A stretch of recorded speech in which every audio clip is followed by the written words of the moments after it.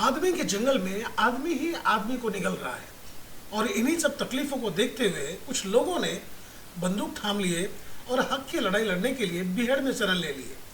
उसके बाद इन्हीं लोगों ने दबंगों को चुन चुन कर मौत के घाट उतार दिए। तब आलम यह था कि डकैतों का नाम सुनते ही अच्छे अच्छे के पसीने छूट जाते थे।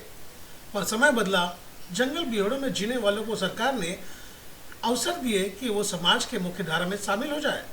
डकैतों को भी लगा कि क्यों नहीं समाज के मुख्य धारा में शामिल होकर नई जिंदगी की शुरुआत की जाए, और यही सोच 25 डकैतों ने सरकार के सामने अपने हथियार रख दिए। पर जब वो सजा काट कर जेल से लौट आए, तब उन्होंने देखा कि समाज में नए बिस्बेल उग आए हैं जिनसे उनका सामना हो रहा था। आज उन्हें इस बात का अफसोस हो रहा है कि कल और आज में कितना फर्क हो गया है। जहरीले पौधे फिर पनप गए हैं और फिर उन्हें ही डसने का प्रयास कर रहे हैं। मामला दसी सुंदरी मुन्नी बाई का है, जो आज अपने हक की लड़ाई लड़ते नजर आ रही है। तो मुन्नी बाई की कहानी इस तरह की है कि जब वो 17 साल की थी, तब इंदुरखी गांव के बाबू खां से उसका निकाह हो गया था। उसके बाद जब बाबू खां डकैत बने और धनसा बाबा गिरोह में शामिल हो गए थे, तब डकैत के गिरोह का सफाया को लेकर मुन्नी बाई पर पुलिस ने दबाव बनाना शुरू कर दिया। इसी बात से मुन्नी बाई तंग आ गई और वो भी चंबल के बीहड़ में बंदूक का सहारा ले लिया। करीब 7 साल तक मुन्नी बाई ने गिरोह में रहकर कई वारदातों का अंजाम तक पहुंचाई। मुन्नी बाई का कहना है कि गिरोह में 25 लोग थे। सन 1983 में गिरोह के सदस्यों ने रौन में आत्मसमर्पण किया। उस समय शासन की ओर से लाहौर के चिरौली के पास डकैतों को नया जीवन जीने के लिए 4 बिस्वा जमीन तोहफे में दी गई, जिस पर दबंगों ने कब्जा कर लिया है। जमीन के टुकड़े को पाने के लिए कई बार कलेक्टर और लाहौर एसडीएम दफ्तर के चक्कर काट चुकी है, पर इंसाफ नहीं मिल रहा है। सुने मुन्नी बाई का दर्द क्या है। बता अम्मा, कौन से गांव की हो और क्या नाम है आपका? हम इधर की के हैं, हमारा नाम मुन्नी बाई है। अच्छा, पूर्वदर्शी हो आप? हाँ। पूर्व डकैत हो? हाँ, पूर्व डकैत है। अच्छा। और हमारे आदमी से झगड़ा हो गया था गाँव में। ये झगड़ा के बाद फिर भी हम ले गए घर पर से कि तुम्हें ना क्या करोगे। झगड़ा कर गया तो किसी की हत्या करी थी क्या? हाँ, किसी की हत्या हो गई थी, मर्डर होएगा तो उनके हाथ से। कहीं चले गए घर से, फिर घनश्याम की गैंग में जाए के मिले। घनश्याम कौन था? घनश्याम खंगार से जे आते हनुमान जालों जिला के। कौन था? खंगार डकैत? हाँ, डकैत था घनश्याम बाबा। उन्हीं के साथ रहे, फिर हम 7 साल रहे। कौन कौन था वो गैंग में? गैंग में बहुत से लोग थे। फूलन थी, हम थे, बाबू खां थे, हमारे पति, सब जने ही थे। कितने लोगों की गैंग थी? कम से कम हो 20-25 आदमियों की गैंग थी पूरी? हाँ, पूरी गैंग थी। अच्छा, सभी के पास हथियार थे? सबके पास हथियार थे। घनश्याम के पास, हमारे मुन्नी बाई के पास, फूलन के पास, सबके पास हथियार थे। तो पकड़ भी करते थे उस दौरान? हाँ, पकड़ भी करते थे। पकड़ कर ले आते, उनके बाप माता ही आते, छुटाए ले जाते, हम लोग उनको पैसा दे जाते, अपना लड़का ले जाते।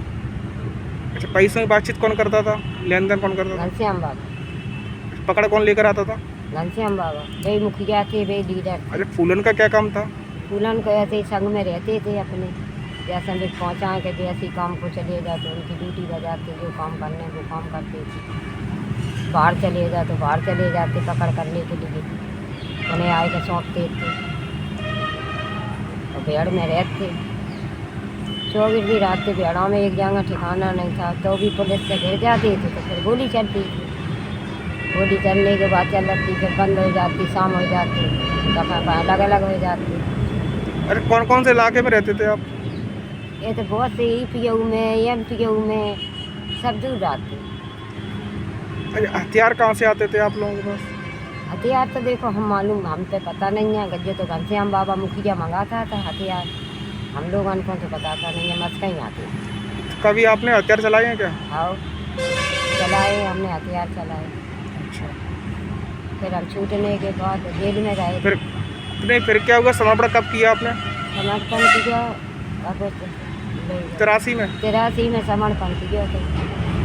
कब किया? फूलन ने भी किया था? फूलन ने, हमने, घनश्याम बाबा ने, सब ने।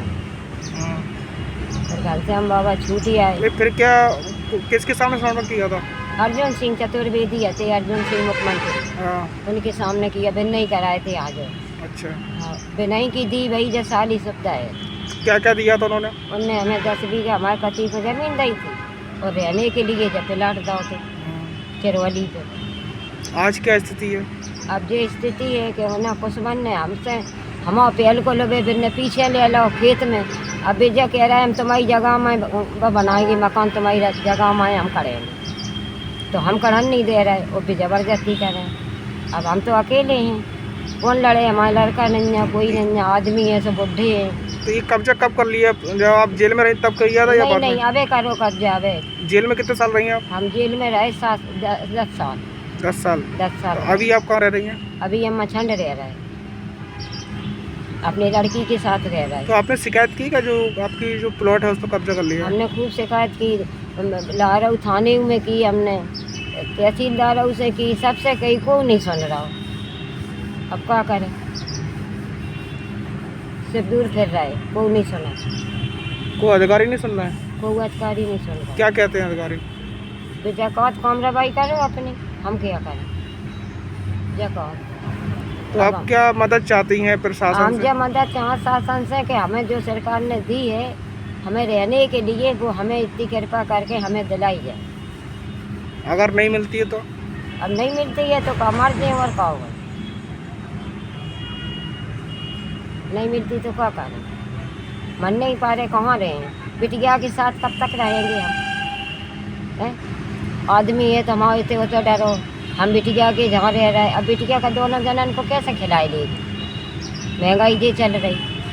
तो बिटिया कहाँ हुई थी? आपकी जेल में हुई थी क्या? हाँ, बिटिया हमारी जेल में पैदा हुई थी। शादी कब करी आपने? हमने सगाई जब छूट के आए थे, हमने उसकी सगाई कर दी थी। वो 10 साल की थी तभी कर दी। आज 32 साल की हो गई, 20 साल ब्याह को हो गई, 20 साल हो गए। वही गड़ा जो अटपरा है पास में, वही ब्याह। 10 साल जेल काटने के बाद अब फिर से दबंगों से जूझ रही है, जो न्याय न मिलने पर छीन कर हक हासिल कर लेती थी, पर आज वह सरकार द्वारा दी गई जमीन पर एक घर बनाना चाहती है, तो दबंगों की दबंगाई बर्दाश्त करनी पड़ रही है और न्याय नहीं मिल रहा है। कैसा हमारा समाज बन गया है, जो जीना चाहते हैं उन्हें जीने नहीं दिया जा रहा है। ऐसे में देखना होगा कि शासन प्रशासन कब मुन्नी बाई के दर्द को समझते हैं और कब उन्हें न्याय मिलता है।